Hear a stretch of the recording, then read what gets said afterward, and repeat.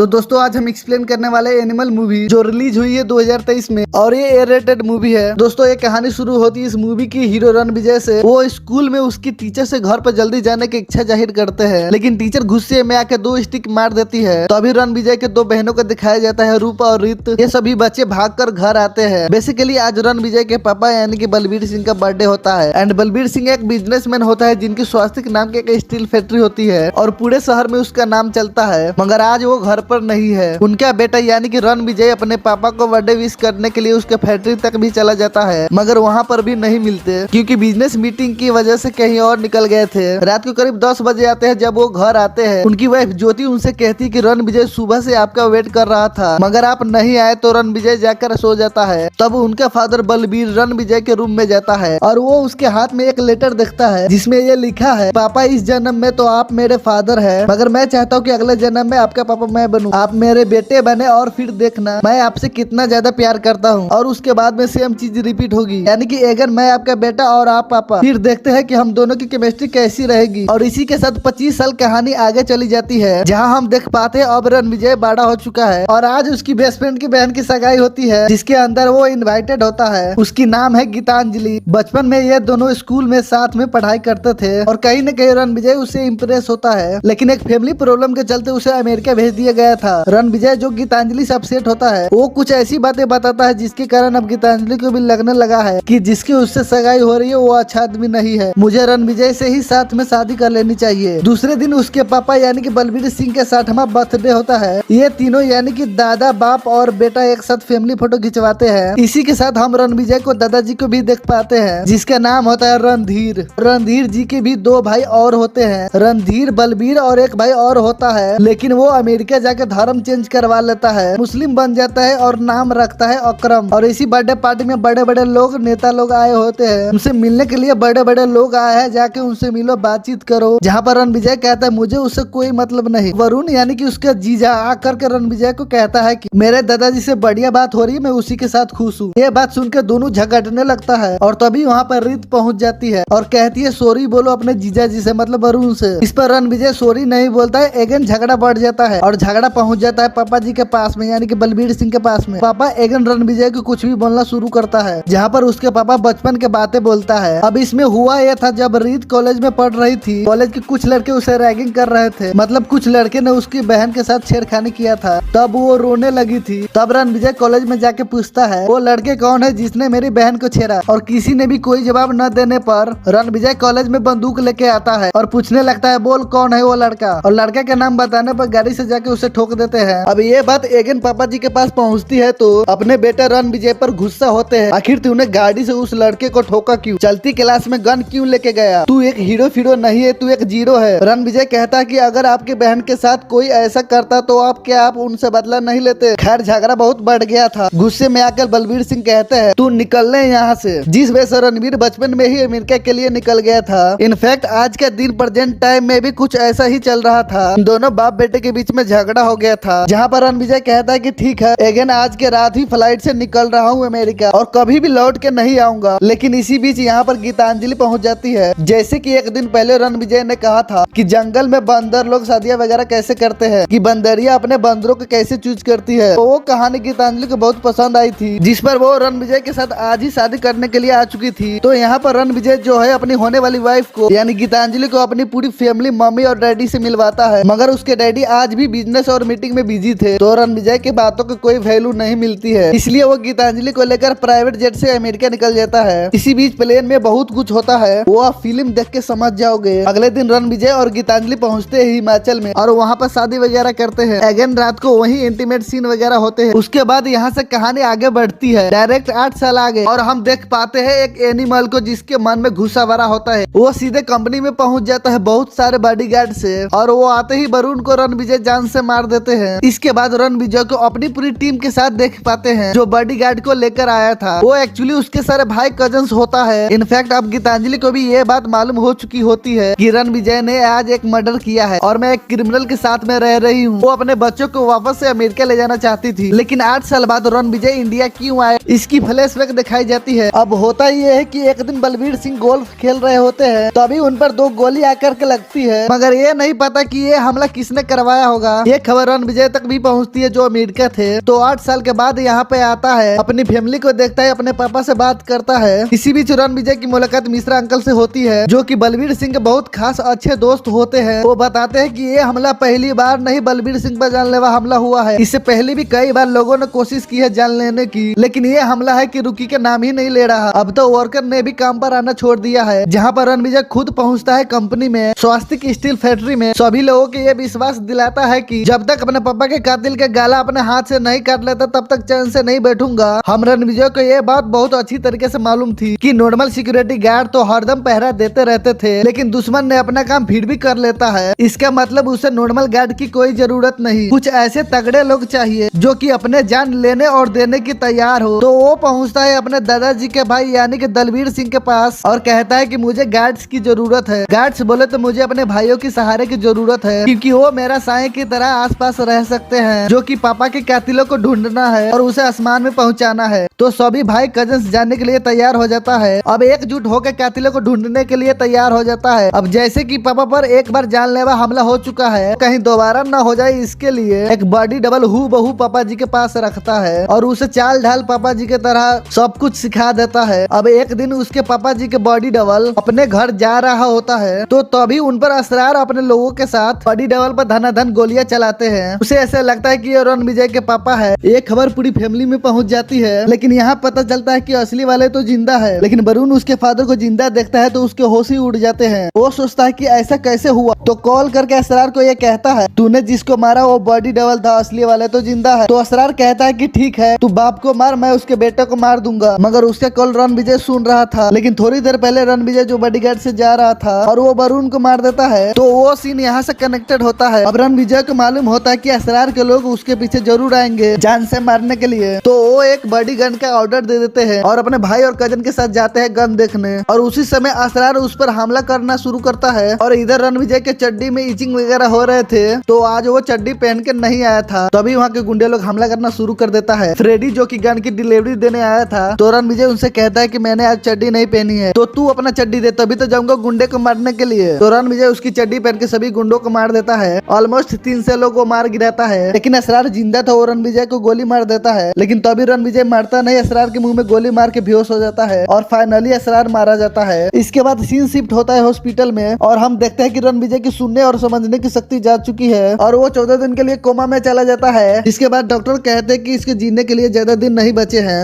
किसी heart donor की जरूरत पड़ेगी। इसका दिल जब तक बदलेगा नहीं ये मर जाएगा। कुछ दिन बाद रणविजय को हार्ट डोनर मिल जाता है और उसको रिकवर करने के लिए 3-4 महीने लगेगा। उसके बाद 3 महीने पूरा बॉडी रिकवर करने के बाद तो नंगा होकर पूरा गार्डन में घूमता है। इसके बाद सीन शिफ्ट होता है स्कॉटलैंड, जहाँ हम असरार के भाई अबरार को देख पाते हैं। अबरार एक गूंगा होता है जो कि बोल नहीं सकता, हालांकि बोल तो सकते थे मगर बचपन में मॉम की डेथ होने की वजह से बोलना ही छोड़ दिया था। उसका भाई अब्दुल हक वही इसका ट्रांसलेटर बनकर बात बोलता रहता था। आज अबरार अपनी तीसरी शादी करता है, तभी उसके आदमी से एक खबर आती है कि उसका भाई इंडिया में यानी कि असरार मारा गया है, जिस पर अबरार को बहुत ही ज्यादा गुस्सा आता है। पहले तो उसी व्यक्ति को मार देता है कि ये बात मुझे 3 महीने बाद क्यों पता चल रही है। तो इसका रीजन ये होता है कि इंडिया में किसी का मर्डर होता है तो पुलिस उससे पहले खोज करती है और बॉडी की शिफ्टिंग होती है। ये सब करने में 2-3 महीने लग जाते हैं, इसीलिए ये खबर 3 महीने बाद आई है। तो फिर अबरार प्लान बनाते कि कैसे स्वास्तिक फैक्ट्री को खत्म किया जाए और उसके फैमिली को भी। उसके बाद सीन शिफ्ट होता है इंडिया में। हमें पता चलता है जो हार्ट डोनर था उसके फियोन से मतलब जोया आते हैं। वो बताते हैं कि तुम्हें जो दिल मिला वो मेरे होने वाले मंगेतर का था। इस पर रणविजय कहता है कि मैं माफी चाहता हूँ कि होने वाले तुम्हारे पति जिससे तुम्हारी शादी नहीं हो पाई, लेकिन अगर जब भी तुम उसका दिल महसूस करोगी तो मेरे पास आ सकती हो। इसी बीच इन दोनों में इंटीमेट सीन वगैरह होते हैं। इसके बाद ये बात गीतांजलि को भी मालूम चल जाती है, तो वो रणविजय के छोड़ने की बात करती है, जहाँ पर रणविजय कहता है कि ये सब मेरे प्लान का हिस्सा है, मुझे थोड़ा वक्त चाहिए, जब तक मैं अपने पापा के कातिल को ढूंढ नहीं लेता तब तक मैं चैन से नहीं बैठूंगा। इसके बाद रणविजय को जोया बताती है मैंने अभी तक तुमसे झूठ बोला, मैं एक डबल एजेंट बनकर काम कर रही थी, मुझे अबरार ने ही तुम्हारे पास भेजा था ताकि तुम्हारी सारी इंफॉर्मेशन उन तक पहुंचाते रहूं। उनका प्लान ये है कि वो तुम्हारी तरह दिखने वाला एक आदमी इंडिया में भेजेंगे, रणविजय तुम्हें तो ऑलरेडी जान से मार दिया जाएगा। उसके बाद वो व्यक्ति तुम्हारी एक एक फैमिली को मार देगा। जिस पर रणविजय कहता है कि ये सारी बातें मुझे ऑलरेडी मालूम थी, मैं तो बस तुम्हारे मुंह से सुनना चाहता था। उसके बाद रणविजय पहुंच जाता है डायरेक्ट अबरार के घर उसे मारने के लिए, जहाँ पर अबरार भी उसे मारना चाहता था और दोनों स्टार्ट हो जाते एक दूसरे को जान से मारने के लिए। एक खतरनाक लड़ाई लगभग 2 घंटे तक चलती है। इसके फाइटिंग के बीच रणविजय बोलता है, देख तू मेरा कजन भाई, अगर तू मेरे पापा को मारने का जिद छोड़ दे तो मैं तुझे जान से नहीं मारूंगा। लेकिन अबरार माना कर देता है, जिसके बाद रणविजय चाकू से उसका गला काट देता है और अबरार मर जाता है। इस पर रणविजय की शपथ पूरी होती है। इसके बाद रणविजय अपने घर जाता है और अपने पापा को बताता है, मैंने आपके कातिल को जान से मार दिया, मगर एक भाई था जो अभी भी जिंदा है, तो हो सकता है कि वो कोशिश करे आपको मारने के लिए। मैं चाहता हूँ कि इन छुट्टियों में आप मेरे साथ अमेरिका चले। मगर बलबीर अमेरिका जाने से माना कर देता है, जिस पर वो आपको पापा पापा बोलना है ये वाला डायलॉग आता है। एंड इसके बाद कुल मिलाकर बलबीर को ये समझ आता है कि फैमिली कितनी ज्यादा इंपॉर्टेंट होती है, उनको टाइम देना चाहिए। और ये सभी एक हो जाते हैं और ये पूरा फैमिली के घर वापस से बस जाता है। यानी कि अब रणविजय अमेरिका नहीं जाएगा, इंडिया में ही अपने फैमिली के साथ रहेगा। एंड मूवी के लास्ट में जहाँ पर अबरार का एक और छोटा भाई होता है जिसने अपनी फेस की सर्जरी करवा ली होती है और वो सेम टू सेम रणविजय की तरह दिख रहा होता है, वो जोया से ये पूछता है, मेरा आँख फेस स्टाइल उसके जैसा मैच होता है कि नहीं। जिस पर जोया बोलती है हाँ। इस वक्त इस बॉडी डबल ने रणविजय के 2 बॉडीगार्ड को भी पकड़ लिया था और पूछता है कि वो तू ही है ना जो होटल में मेरे भाई को मारने वक्त गन दी थी।